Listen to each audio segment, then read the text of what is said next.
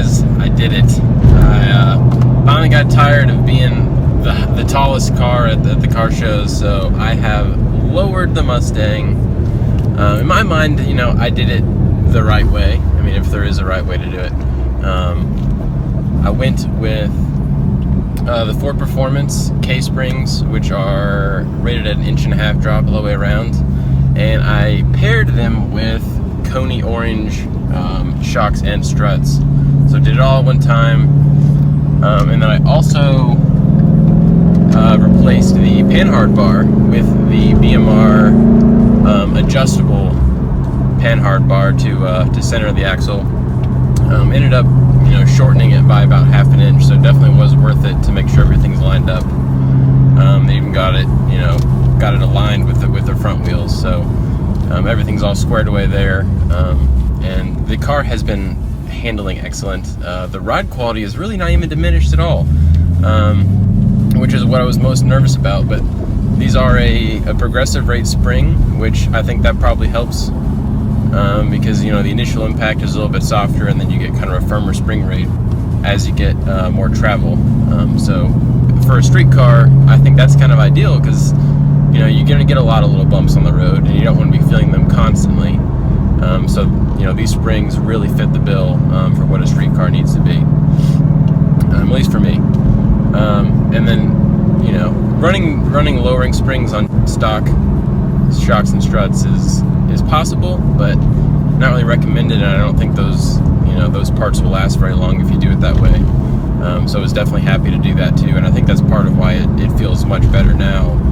And for some things, I feel like the ride is even better than with the stock stuff in there, which, you know, after 50 or 60,000 miles is probably getting close to, you know, to being done with anyway. So it was just a good time to swap everything out, lower the car, and I mean, honestly, I'm super happy with how it all turned out.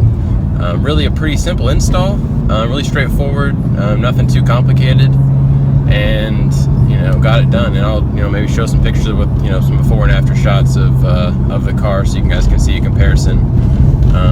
And I didn't actually measure the ride height change, but I think 1.5 inches is probably pretty accurate. So I don't know exactly what else I have, you know, planned in the future in terms of other modifications. For right now, I mean, the car is exactly the way I want it. There are a few little cosmetic things I could touch up probably, but as far as performance modifications, you know, the power's still good. So I mean, suspension is pretty good now with it being lowered a little bit. I think the brakes have all been upgraded. I've got DOT4 fluid, you know, kind of a performance pads, just performance street pads from StopTech, slotted rotors from StopTech as well, and even stainless steel brake lines I've added in pretty recently. So I've made, you know, a lot of kind of smaller modifications that, you know, make this a really great street car, and then when I went autocross and stuff, I can do that too. So I actually did do an autocross with this car. It was kind of a free event, a free like corporate event that I did, and the car did surprisingly well. I mean, it's certainly not going to compete with Miatas or S2000s, but compared to other, you know, kind of larger cars, especially to pony cars, I mean, the car is set up pretty well, and I mean, you basically just leave it in second gear all the way around, and you drift a little bit, and it's a lot of fun. We'll look forward to maybe to doing some more autocrosses this year. I mean, I'm sure there are a lot more things I could do to make this a better autocross car. You know, sway bars, or, you know, the extreme would be like a Watts link suspension on the rear. But I don't think that's the route I'm planning on going right now. I don't really want to spend a lot more money on this car right now. Got some other things I got to pay for. But where it's at right now, I have zero complaints about. I mean, this may be like a little bit noisier with the stiffer ride. But that's just one of the sacrifices you got to make, I guess, for the looks and the performance. And, you know, so the car finally looks right, you know, sitting next to other Mustangs, you know, at a car show in the parking lot, instead of having that ridiculous wheel gap, especially in the rear, which I would have guessed it was 3 or 4 inches of gap between the top of the tire and the fender, and now it's, you know, maybe 1 inch or 2, which is just about right, I think. Still has a little bit of that raked look, as it is, you know, an even drop all the way around, and you know, these cars come from the factory a little bit with a little bit more gap in the rear than in the front. If I did have more money to spend on this right now, I think the next thing, if I really had to pick, would be to go off-road exhaust with it. So I think I kind of prefer the sound of the off-road H-pipe, so I'd consider, you know, getting one of those and then putting a tune with it. I think that would make this car a really mean sounding, you know, aggressive car, which, I mean, it is already.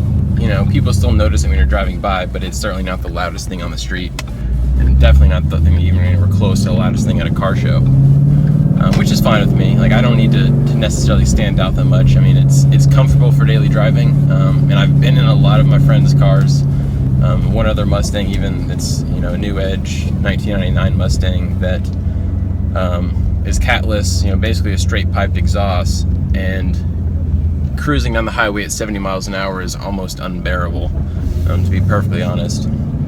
I think he actually keeps earplugs in his car for himself and his passenger, if just in case you feel like you need it, because, you know, you're in that thing for a couple hours at a time, and it's like your ears are ringing by the time you get out of it. So definitely want to avoid that. But I don't think these cars are as prone to that kind of, you know, drone on the highway. I think that might be more of a 4.6 issue. But if I can avoid that, I would definitely like to. So I guess that would be the only thing holding me back, and then also the money in terms of doing that next step. And I guess maybe the next mod that would be actually a little bit cheaper would be a short throw shifter. There's a ton of them out on the market now. I could probably pick up a used one for 150, 200 bucks.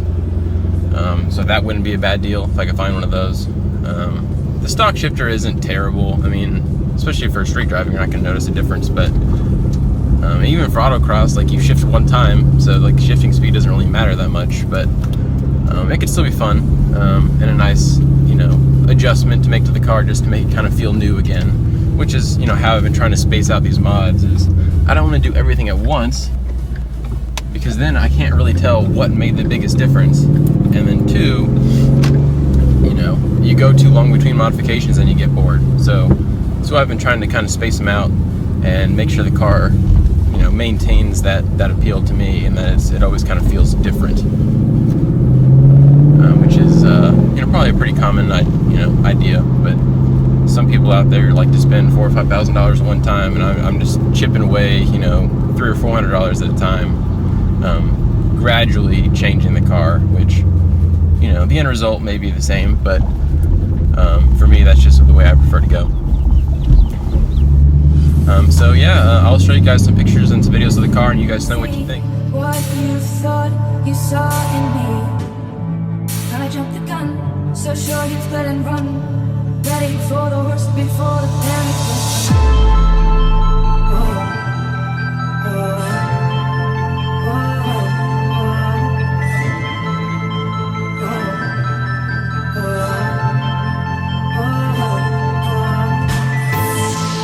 Welcome to the inner workings of my mind. So dark and foul I can't disguise.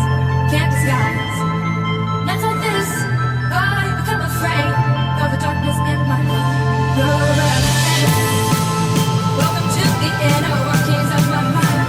So dark and foul I can't disguise. Somewhere in this video you might be able to hear some more road noise or something, and, you know, if you can, point that out. But, you know, there might be a little bit more, but for me, it's, you know, it's worth it. I definitely would recommend this to anybody with this car. You will not regret it. So like I said, these are the Ford Performance K-Springs and Koni Orange, which are the non-adjustable.